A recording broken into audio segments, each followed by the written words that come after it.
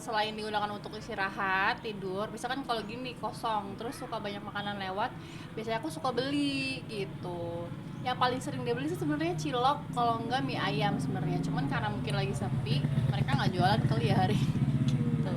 Dan biasanya sebenarnya kadang beli itu juga bukan karena kepengen beli gitu, kayak tadi ngeliat kakeknya gitu, dia udah berjuang buat keluarganya, ya itu ter apa ya, otomatis aja gitu beli gitu. Oke, tapi gimana artinya em, apa yang membuat kakak selalu jajan receh? Kan maaf ya, mungkin di luaran sana artis-artis di sana juga banyak juga yang takut gak higienis, takut inilah itulah segala macam. Tapi kasih justru malah yang ya enjoy banget gitu. eh Apa ya, karena aku biasa berinteraksi sama mereka gitu ya gitu, jadi ketika ketemu sama abang yang mungkin keadaannya kurang baik di luaran sana, tidak seindah restoran gitu ya, buat aku sih fine fine aja gitu. Yang penting kan nggak kebanyakan gitu, kita lihat juga kan apa secara higienisnya kayak gimana gitu, tapi insya Allah Bismillah masih hidup kok, aman.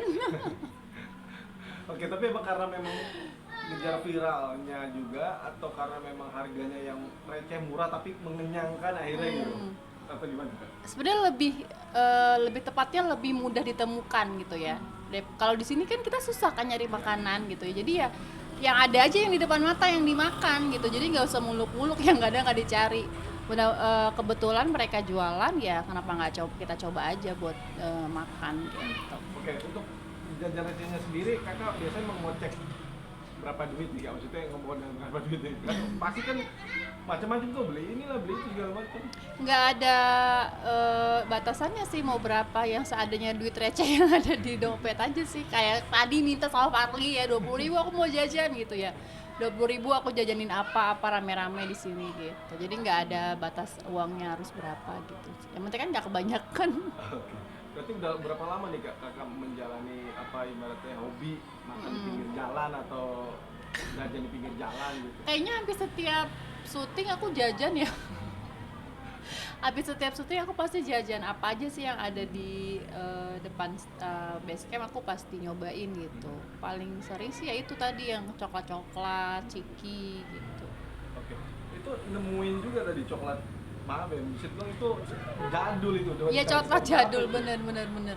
Itu coklat jadul tapi masih ada ya. Jual.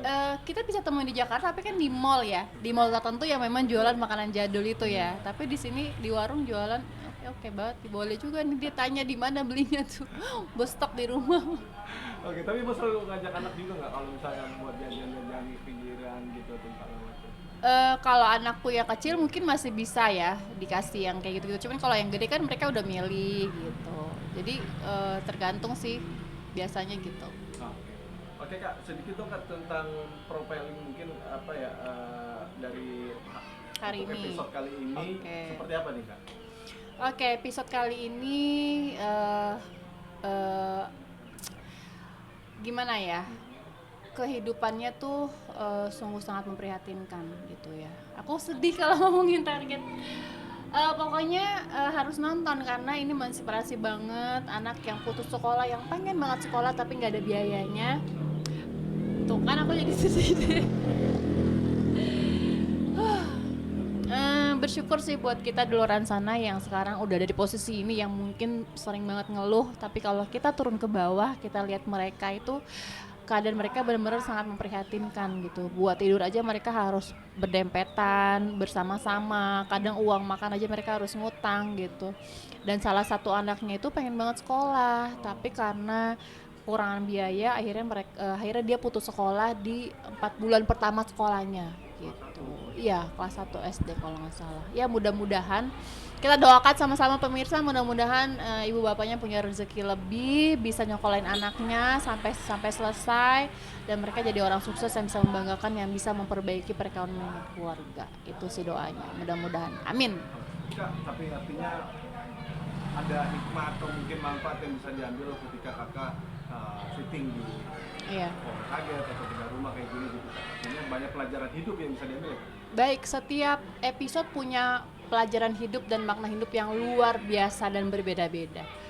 Itu juga salah satunya yang bikin aku berhijab kalau ceritanya gitu. Setiap episode punya cerita masing-masing, punya makna masing-masing, sampai akhirnya kita berpikir, oh Allah udah kasih semuanya ya. Tapi buat aku dulu yang belum berhijab, kenapa kok aku tidak menjalankan itu? Itu salah satu alasan kenapa aku berhijab sampai hari ini. Dan aku khususnya amat sangat bersyukur lah bisa ketemu sama mereka lagi. Udah sekian lama ya aku cuti di sini, tapi alhamdulillah bisa ketemu lagi sama mereka, bisa lebih bersyukur, bisa lebih legowo menjalani hidup. Oh ya ternyata memang rezeki itu memang ada takarannya. Kayak kita sampai kesini aja jauh banget kan, tapi ketemu nyampe dan rezeki mereka gitu. Intinya kalau kita percayalah sama Tuhan kalau rezeki itu udah diatur, nggak akan datang terlambat, nggak akan datang kecepatan. Tugas kita cuma nunggu, berusaha, ikhtiar, insya Allah. Kalau udah jadi milik, memang milik. Kalau bukan ya berarti harus legowo. Allah akan ganti dengan yang lebih baik.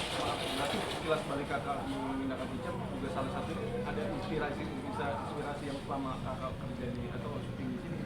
Iya, aku 2019 pertama bergabung di Bedah Rumah. 2017 bergabung di Bedah Rumah.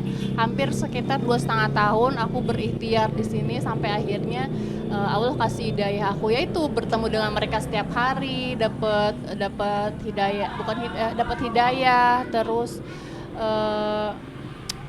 melihat dengan kondisi mereka yang serba kekurangan tapi mereka tetap berusaha, berjuang, nggak pernah letih gitu. Kok aku yang dikasih senang tapi kok kayaknya kurang bersyukur gitu. Itu sih pokoknya tiap episode pasti kok bisa ya ada orang kayak gini, kok bisa ya ada orang kayak gini gitu. Kalau kalian nonton setiap episodenya dan bisa memaknai setiap episode, pasti akan kalian dapat ilmu dari setiap target yang kita temuin gitu. Oke, sahabat Bedah Rumah dan Uang Kaget, jangan lupa saksikan Kilau Uang Kaget dan Bedah Rumah setiap hari Senin dan Jumat jam 3 sore hanya di MNC TV. Jangan lupa nonton ya.